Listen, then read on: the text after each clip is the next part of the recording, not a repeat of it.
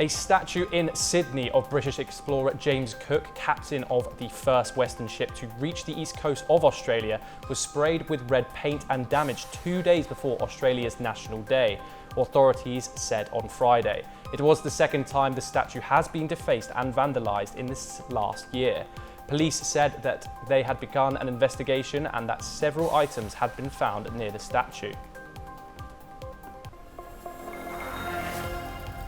Singapore's central bank eased monetary policy Friday for the first time in almost 5 years on expectations that inflation and economic growth will slow this year.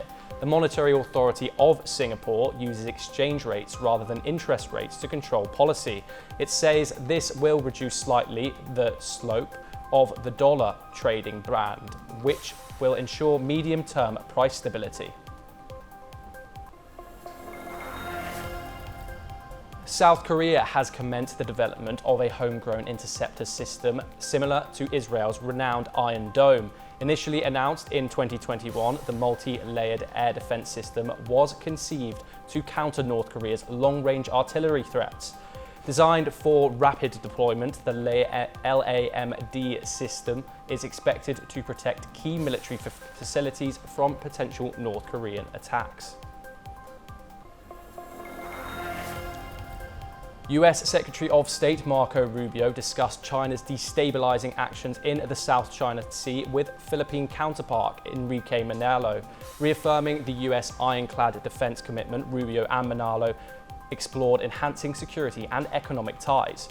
In response, China's foreign ministry stated that the US has no right to interfere in maritime issues and warned against supporting the Philippines' illegal claims.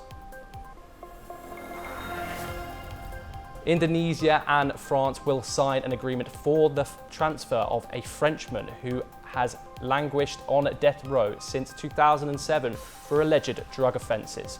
Indonesian officials have called a press conference with their French counterparts to announce the transfer agreement for the Frenchman arrested in 2005 at a drugs factory outside Jakarta.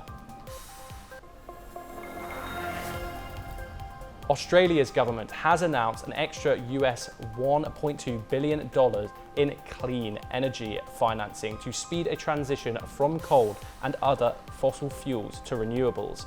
The country has vowed to reach net zero carbon emissions by 2050.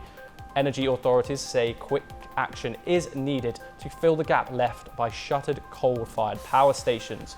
Prime Minister Anthony Albanese said the extra funding for the state-owned Clean Energy Finance Corporation would unlock $6 billion in private sector investment.